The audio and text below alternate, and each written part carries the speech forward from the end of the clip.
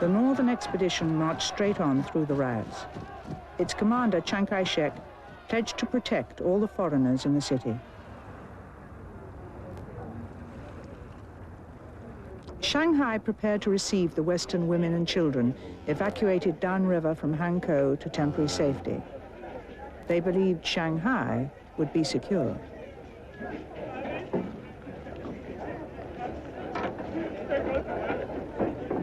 Military reinforcements were hurriedly drafted in. Sikh soldiers of the British Army were among 22,000 foreign troops in Shanghai for that crucial spring of 1927.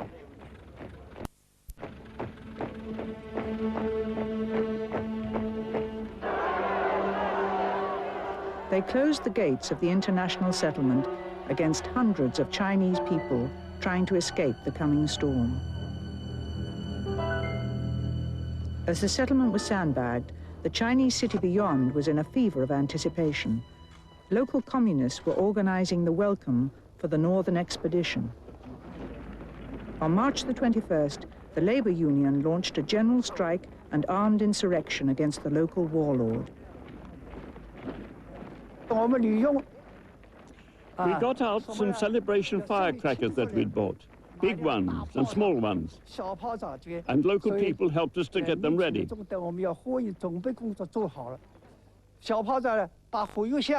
The small ones went off like machine guns. The big ones were really noisy.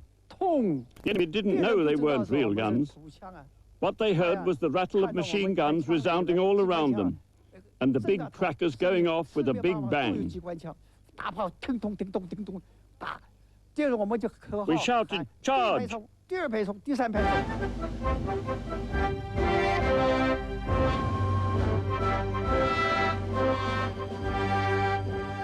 The National Liberation Army had grown on the way as warlord troops changed sides. Its victory in Shanghai was the high point of this first stage of the military drive to unify China. But the political coalition was cracking. Chiang Kai-shek had no time for the communists or for the left wing of his own KMT nationalists. Even his supporters find it hard to justify what happened next. On the Northern Expedition, the troops of the warlords that we recruited and their officials, their thought diluted our revolutionary thought. Do you know what I mean? We ourselves were contaminated by their bureaucratic thinking. It was a military success, our Northern Expedition, but our politics had gone on a Southern Expedition. At that time, I got caught. I was locked up in a back room at their headquarters. At 3 o'clock, they started to hit me. They hit my legs to make me confess I was a communist. I said, "I don't know. What's a communist?" "Who are you then?" "I'm a worker. I just want liberation." So they locked me up again.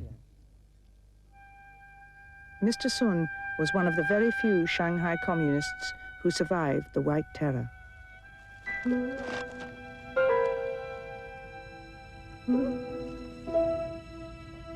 Revolution is a bitter thing, said the author Lu Xun. Mixed with filth and blood, not so lovely or perfect as the poets think.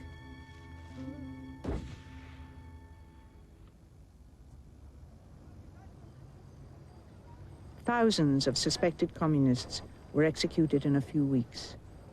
In Shanghai, there was never any shortage of men who would murder for money. Chiang Kai-shek's massacre of the communists was carried out by the infamous secret society, the Green Gang.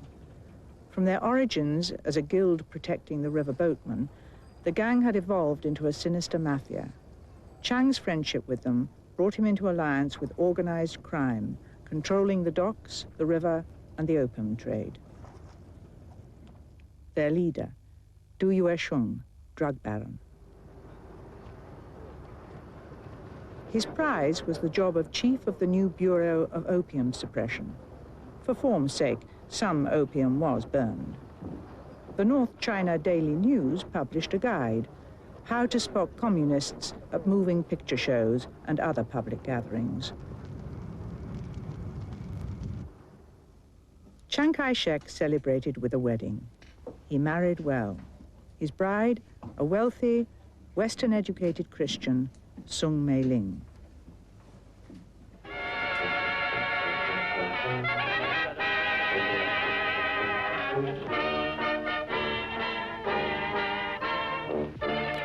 Shanghai went back to what it knew best, the glamour and the dancing.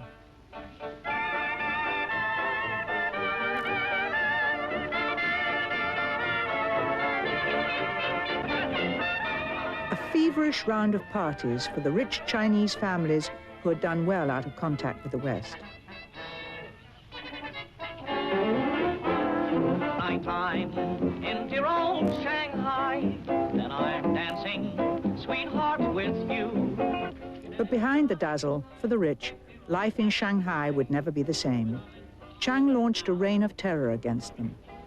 In my arms, dear, away from harm, dear, we'll let the rest of the world go by. Desperate to raise money to finance his army, he coerced vast sums from wealthy Chinese industrialists and bankers. $50 million came from ransoms on their children, kidnapped by his Green Gang friends.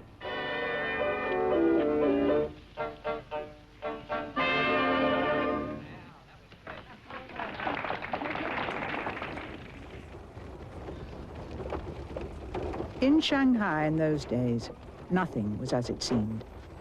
The communists had been driven from the city, yet their future secret police chief, Kang Shung, was undercover in disguise as a rickshaw boy. The left was down, but not out. It was during the White Terror. The League of Left-Wing Writers did a lot of dangerous work. They had to keep on the move, usually about once a month. So I was able to give them a lot of help. I could help with moving their printing presses. It was very difficult then to get things printed and do our propaganda work, so we had to print our leaflets ourselves. Because I was young, no one would take much notice of me if I loaded things onto a rickshaw cart and took them away. So that's how I started on the road to revolution. It was poor, really poor. The minute you went out, you'd be surrounded by beggars. They were selling their sons and daughters. As a schoolgirl, seeing this kind of society, after all, I was Chinese. No Chinese person wants their society to be like that. What is the greatest force? Asked the communist Mao Zedong. The greatest force is the union of the popular masses. What should we fear? We should not fear heaven. We should not fear ghosts. We should not fear the dead. Shanghai remained fertile ground for the revolutionaries. The chance of work, even on the docks run by the Green Gang, was drawing more and more people to the city. We all came from the countryside. We had no choice. We couldn't stay at home. We'd rented our land from the landlord. We had to pay him back in grain every year. It didn't matter if we had a harvest or not. We had to give him something. There was no way out. So we came to Shanghai. I'm from north of here, and I came to Shanghai. I worked on the docks, but it was very hard work. And then I didn't know anyone. It was a good job I could do the heavy physical work. The contractors came one by one to look you over. If they thought you looked strong enough, they'd take you on.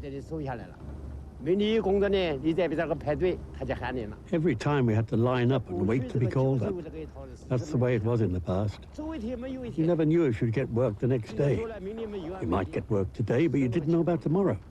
That's the way it was in the old days.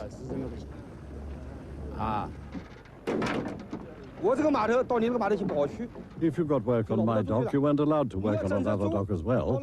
If you wanted to work on another dock, you had to give them money, otherwise they wouldn't give you a job. How much did you pay them? You had to give them at least 2 bags of rice. They wanted rice because rice was like money then. Yangtze riverboats had no engines in those days. They had to be hauled along by men. We sang as we hauled. Why did we have to sing songs? It was because you needed 4 people to carry things, not just 2, one at each corner. That's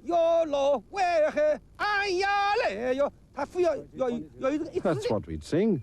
We had to sing in unison. You couldn't do it without singing. If we didn't sing, we couldn't keep pace.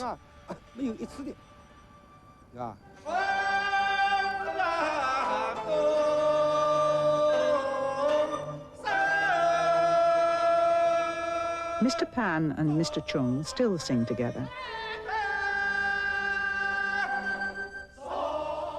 Now they're part of the Shanghai Coal Handling Dock Workers Union Choir.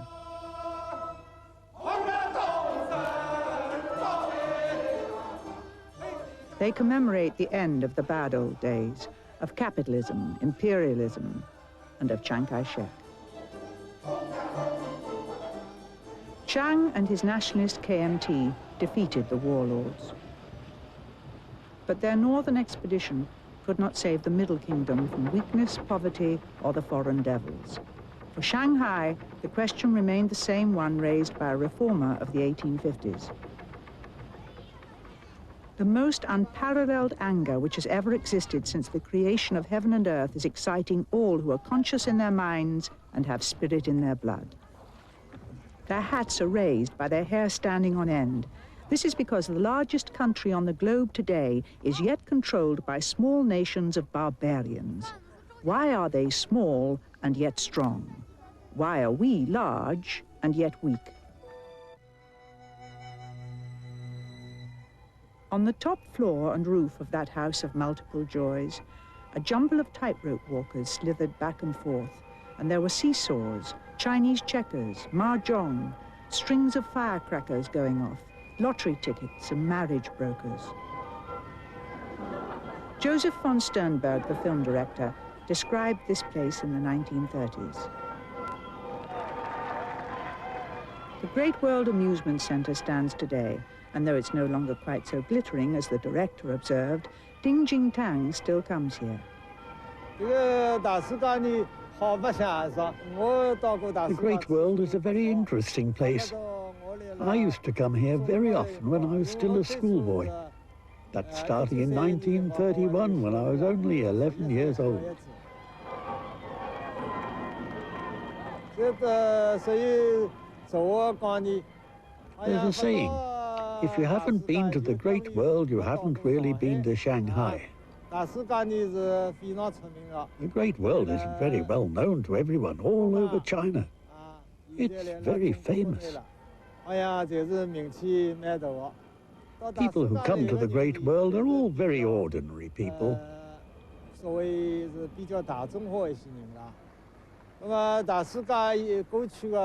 In the old days, there was one aspect of the Great World which was not so good. Hooligans and prostitutes wandered all round here, and that was not good.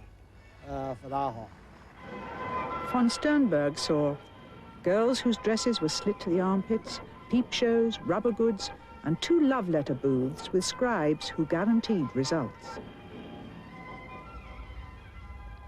Outside, the street for saying goodbye to girls, Prostitute Lane.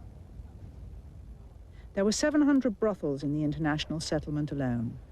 Thousands of girls drawn to the great city of Shanghai, its filthy slums no hindrance to their desperate need for money. To this day, Shanghai, Paris of the East, is a byword for glamour in China.